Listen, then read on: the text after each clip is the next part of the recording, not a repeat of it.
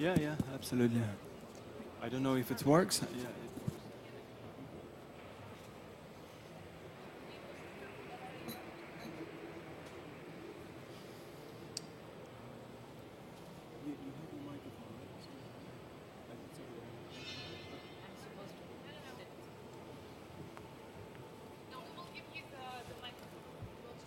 Oh yeah, that's good. Yeah, yeah, they'll give me a handheld. I like that. Sure.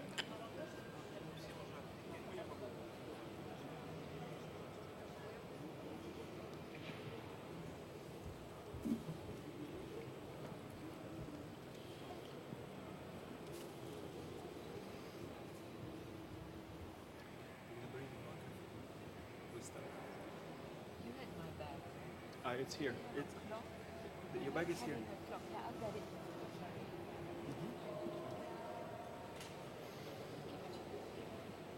Just it helps me to.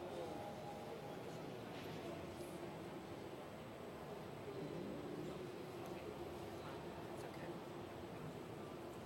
We don't have too much time.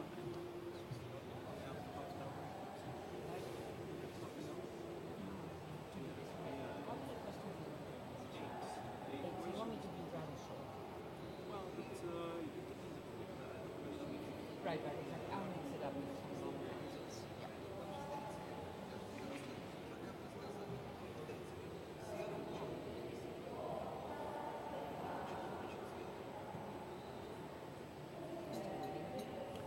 they're going to bring you microphone.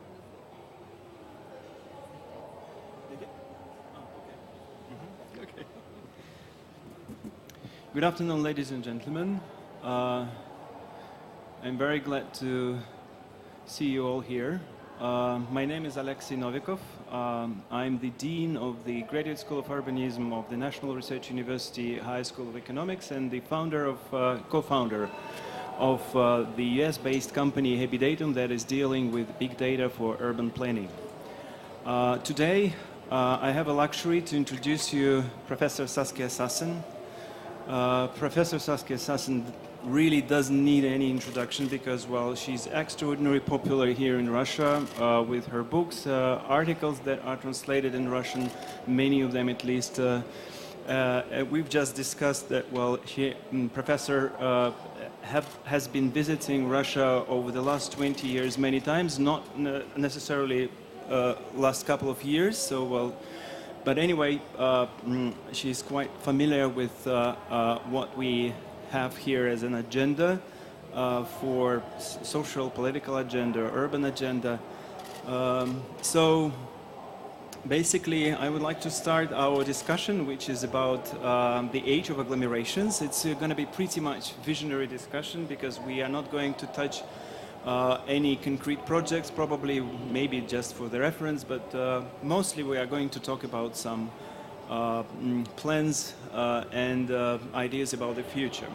My first question to you is about urban regeneration. My colleague from the Graduate School of Urbanism, Vicente Guayart, who used to be the chief architect of Barcelona, has a pretty much radical view on what's going on now in the developed world. Well, basically he says that, well, everything has been already constructed, so no more construction, only reconstruction, redevelopment, renovation, tuning up urban environment, and that's a pretty much delicate kind of formula, but when it comes to real life, you see that redevelopment and big renovation projects like we have in Moscow, 25 million square meters, 1.5 million people involved. So when it comes to real life, there is an obvious clash between small owners of small apartments, millions of them, being replaced because of some new ideas, because of maybe some public need. Do you think this is a kind of a pivot point for the whole developed world? And do you think it means a radical shift between public and private? And what we're going to do, how we could face this in the future? Well, I think, can you hear me? We do have a lot of noise competition here, but you can hear me. I'll speak slowly also, since I don't speak Russian. I'll do it in English. So you raise major issues. And one, I just want to pick up on the last thing you said. You know, what are we seeing in what is happening? And it seems to me that one thing we are seeing is the privatizing of a lot of urban space. And the city, you know, when you think about, say, for instance, what are the spaces where those without power actually today, in today's world, can get to make a history, a local economy, you know, a local culture? It's in cities. Because while when you take a satellite view, it looks like there's a lot of empty space in the world, most of it is bought up. I can start with the mining companies, the Nestle's and Coca-Colas, and 25 other bottlers who just want to grab water. The expansion of plantations. 35 countries in the world are buying up vast pieces of land, especially in Africa, Latin America, and parts of Asia. So, in fact, the city becomes one of the last places where people who do not have power, people who do not have money, people who might be persecuted, can actually put their bodies down. But more than that, you know, can make. So to me, this question of the new densities, if you want, densities that are constituted in ways that we may not always recognize as density, like very large apartments, very big houses, you know, but it's a kind of grabbing of urban land. So, I mean, I don't want to be too long on this, but let me just end with that image. Can you understand my English? Yeah? I'm a foreigner in English, you know, that is why you understand me. If I were a Brit, I'm mumbling, you wouldn't, anyhow, yeah. Okay, great. Thank you very much. But speaking about densities, one of the questions that we discuss now, not only in Moscow, well, it's in New York and in Europe and London, actually this is the issue about the space being occupied by commercial real estate, which is functioning during the working hours, well, starting from 8 o'clock, ending at 6 or 7, but the rest of the time it's useless, right? So, and it's had a lot of place, actually, and space in the modern city. So, what we're going to do about this? Do you think, well, some instruments of time master planning, some zoning regulation that will force those corporations that occupy this kind of space to at least maybe after the office hours for 3 hours or so to let people in the ground floors, well, in some quasi-public, quasi-private, quasi-proprietary spaces. Do you think this is going to be a solution, and maybe some other thoughts about that? I mean, I think the landscape that you describe is actually far more serious than what you described. So I will be speaking about this tomorrow under sort of a title of Who Owns the City in Today's World. And so I'm looking at the top 100 cities in the world in terms of the buying of property by national and foreign buyers. Do you understand what I'm saying, right? And when you look at it that way, you see two things. Number one, that just last year, from mid-2014 to mid-2015, $1.3 trillion was spent on those top 100 cities just buying property.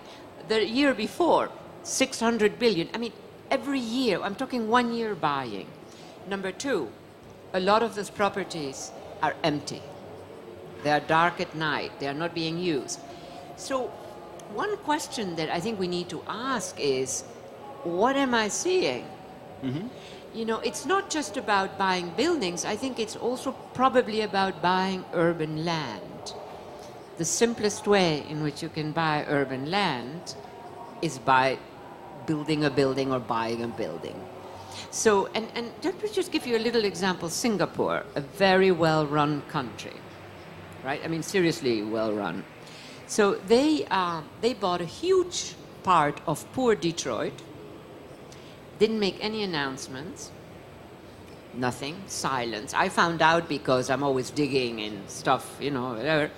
And And they are simply waiting till the last poor black families leave, who can find a job, and then what am I going to see then? And I think sort of a luxury housing, luxury, corporate center. So that is another mode that is happening, that a utility function that has to do not with people, but with corporations. And then one way sort of putting it is that we are seeing a shrinking of the available urban space, partly due to a lot of empty buildings. I will show tomorrow some images. I mean, it's just extraordinary how many of the new towers being built or property being bought is not getting used, which is what raises the question, why are they buying this if they're not using it? And so out of that then come a whole set of possibilities, none of which is good. So like you signal in your statement before, we need the data, we need to analyze it, and we need to fight back. This is not a good scenario. And you really get a sense that people matter far less than they used to. And this is I think we have a surplus population syndrome, certainly in parts of Africa, which is very disturbing, very, very. But the real estate boom, especially in this country, is a kind of a reflection of Dutch disease. So while the shell of financial markets actually force people to invest in housing and keep the houses, maybe rent them out, maybe keep them just for the future. To some extent, this is a currency rather than a housing, right? So that's exactly. Right. That's a good image. And in Singapore, to my understanding, they have quite severe inequality between people who are Singaporeans and people who are foreign workers, right? So 5 million people and about 2.5 million foreign workers living in absolutely desperate conditions. Well, actually, they do provide housing, because it's a way of controlling, and because they want. So Singapore is a bit better about the poor, I would argue, than the United States, With regards to Singaporeans, the citizens of Singapore, not no, the foreign workers. I mean the immigrants who come, because they provide housing to everybody. Now, providing housing to everybody is a way of controlling everybody. So it's not, but at least they have housing. Whereas in the United States, we have a lot of homeless people now. We have large numbers, and we have people who live in sort of doubled up situations. Okay, so let's talk a little bit about the future citizens, because for most of the infrastructure projects, when we finance them, so we think about the roads, water and sewer infrastructure, energy infrastructure, etc. And they are going to last for maybe 30, 50 years, and they will serve generations that have to be born yet, right? So, they are not in this world yet.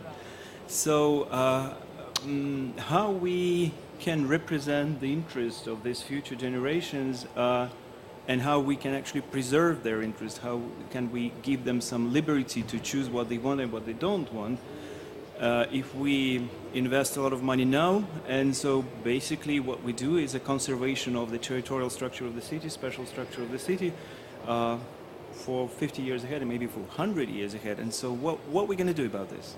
Well, I think that is a tricky question. What are we going to do about it? That depends on so many things. But let me, since this is about visionary, let me exploit that little option here. So I think for starters, this is something that I'm working on now, that I'm really obsessing about. So a building in today's world, given the ecological crises, etc., a building has to do two things. One, be a building. And the second one, be an instrument to purify the air, etc. We know that buildings, especially concrete, some of you probably are architects and know much more about this than I do. We now have ways of using biospheric capabilities, not synthetics, to, for instance, the famous bacterium that you can paint on concrete. And concrete, one of the major sources of bad emissions in our world are buildings. Not worse than cars. People think cars are the worst. No, no, no, no, no. Buildings. So here I just want to give you a concrete image here. So it's like you put a paint on this bacterium. As that little bacterium lives its life in concrete, we're talking about concrete, which puts out a lot of bad emissions, it deposits a kind of calcium that seals off the surface and eventually begins to actively purify the air immediately around those surfaces. Now, this is a somewhat slow process. The biosphere, you know, is not in a rush. It sort of moves slowly. But the image then is, if you took a plane and drove over that zone in a city, for instance, where you have done this with all concrete surfaces, all of them, you would see these little islands of purified air. It doesn't clean everything, but, you know, and so my basic principle around all these questions is that every building, every surface has to fulfill two functions. The function for which it was designed and built, and the function that has to do with cleaning up the air in cities, purifying, preventing, etc. And there is really, so I'm at Columbia University where we have a lot of scientists, and it's just amazing the stuff that is being discovered. Also at Delft University in the Netherlands and the University of Copenhagen, these are very well known for the kind of innovative use of biospheric life to enable, you know, a better environmental. So to me, those are the kinds of issues, you know, that we also need to address. I think that is part of our future, because cities really are seriously negative conditions. And if we can make them positive, you know, that could make a difference. So your answer is basically build what you need to build, but make everything possible to protect the environment for the future. Every building should have two functions. One is the function for which it was built, and the other one is how can it work with the biosphere rather than against it. You know, and you can multiply those. In this regard, I would like to actually talk a little bit about the alternatives to the big infrastructure projects. Well, my recent discussion with one of the members of the board of the Greater London, that is, who is responsible for transportation and smart city solutions. This is John Pollock. He's from the Imperial College in London, and actually he told me about the project in a project of building the railway, the speed railway between Birmingham and London, and it's a 16 billion pound project, a huge money going to this infrastructure big endeavor. But the problem is that, well, the time that they're going to save is only 15-20 minutes, and the travel is about 3 hours and a half, right? So not too much. And instead of investing 16 billion in this, well, the board is considering an alternative, which is basically making train cars a working space, equipping them with. So that they can be used. They can be used during the travel, during the commute for work, etc. So, well, they're going to equip them with IT communication. Well, make it a little bit more comfortable. So you can spend 3 hours and a half still, but working, well, relaxing, whatever. So, well, what do you think about this kind of alternative? I do that anyhow. That is why I love a long plane ride. I love a long train ride. No, I thought you were going to say something else, which is when you're not, when the carriages are not being used, that they find another use. I think that is what we should do. You understand? One thing is when you're used, of course, many people work on those trains, and having an added tables is great. But the problem is that we have a lot of stuff that is just sitting there, unused. And so I thought, you know, that was the idea. You know, what are the other ways in which we can use them? You know, for all kinds of things I can imagine. It would be nice. We can start with nightclubs, but we should be a bit more, you know, a bit more interesting stuff than that. But anyhow, in principle, yes, I think that I do find that, especially in the West, the rich West, our utility functions are very diluted. You know, I mean, stuff that has just one little function every day and the rest of the time. We have to get away from that. But also really thinking of all the ways in which, like when you think of people running to catch a train, we know that they're producing energy. We need to capture that. Like this guy, this Dutch student said, you know, all the heat that a computer, that our laptops produce, we should capture it. It should be heating. You know, when you begin to think that way, this is thinking like the biosphere functions, which is everything. What time one might be a negative, time two becomes a positive, you know, but we should really be thinking of using. And then we would have a strong utility function. So one of the issues with starting where we started, all those empty buildings that are being bought that keep those who need housing out and that are just standing there empty, that is unacceptable in a world where you have so many people who don't have housing or whatever, you know. So. Another question that is quite interesting now, and it's there are many debates about that. Uber, Lyft, Airbnb, all these companies that actually are based on self-organization of people. It's a kind of a platform economics. Do we need to tax them the same way as we tax oil companies? So because these guys are producing a lot of public good just for granted. They save a lot of, they had tens of billions of dollars for transportation departments in the relevant cities that could have invested them if they didn't exist. So, well, what do you think? I absolutely agree with what you said. That this, and moreover, you understand, like the Uber example, we all are familiar with that.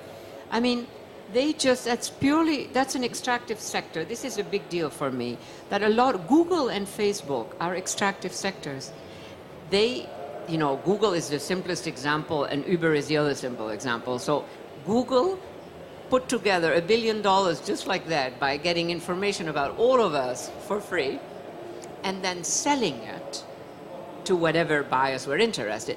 Zero risk. Facebook, they can publish false stuff as they did recently, you know, no responsibility. Think of a car maker, something goes wrong with a secondary item and they have to bring back 20,000 cars. So I argue that sort of, if you look at the logics that rule this current period, they are extractive logics, you know?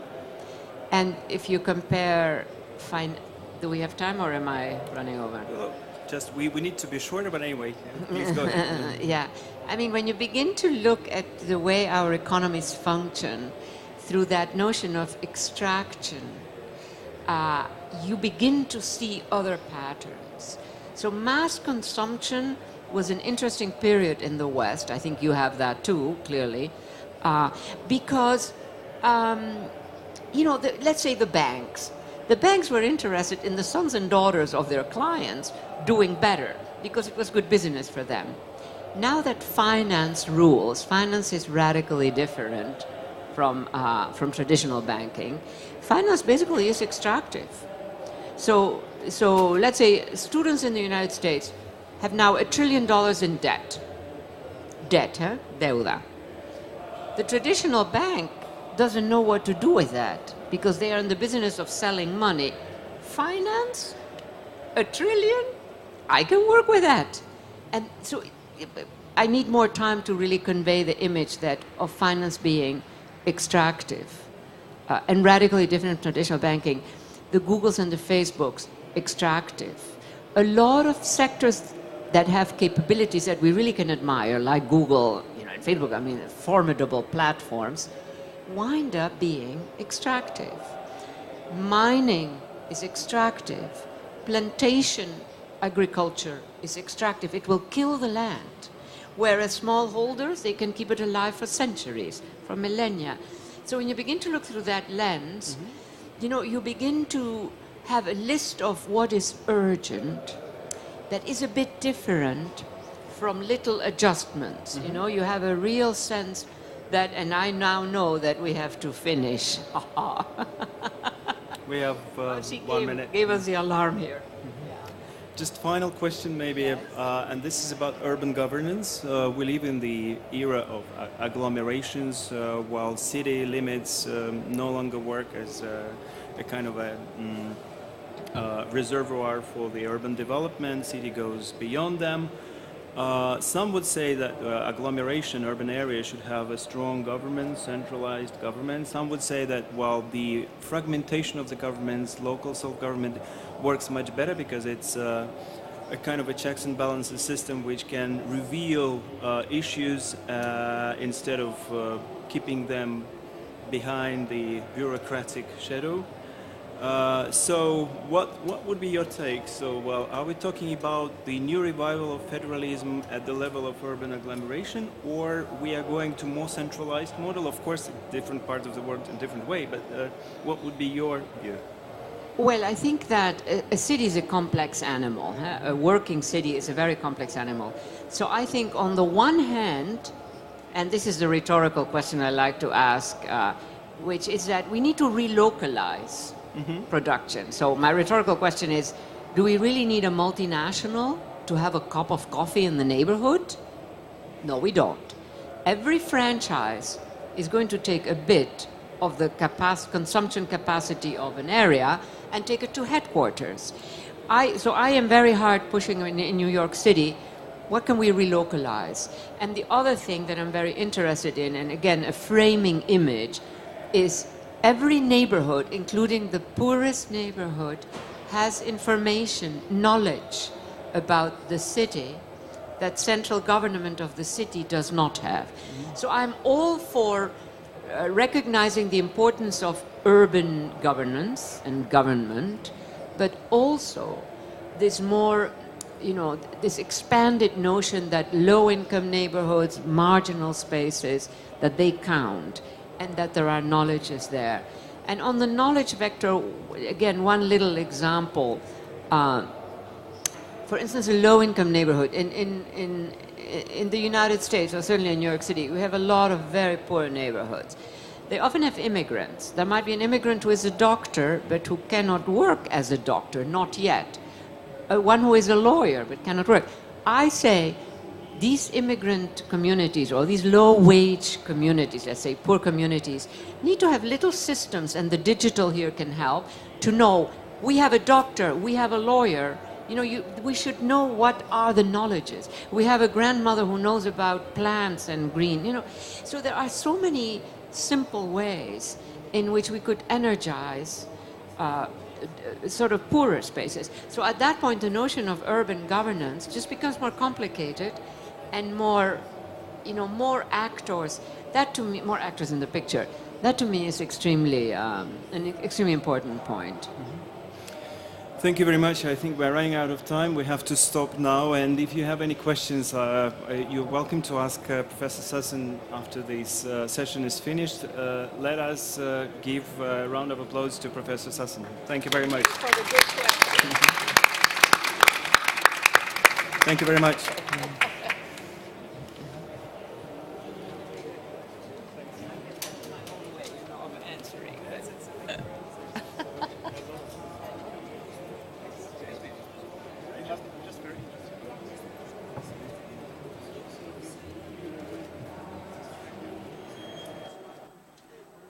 Уважаемые слушатели,